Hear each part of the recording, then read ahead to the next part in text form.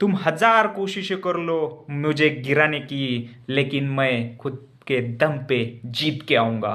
काहीसं असंच चित्र मित्रांनो पुण्यातील प्रभाग क्रमांक 9 मध्ये घडलेलं आहे. पुण्यामध्ये भाजप जिंकली, परंतु त्यांच्या या जिंकण्यामध्ये खडा टाकण्याचं काम जे कोणी केलं असेल तर ते म्हणजे अमोल बालवडकरांनी.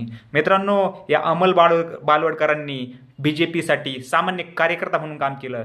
ते स्टँडिंग नगरसेवक होते, परंतु त्यांचं जी चूक होती ती एवढीच की आमदारकीला फक्त आणि फक्त त्यांनी भाजपकडून तिकीट मागितलं आणि या चंद्रकांत पाटील यांनी मिळून त्यांचं तिकीट कापलं.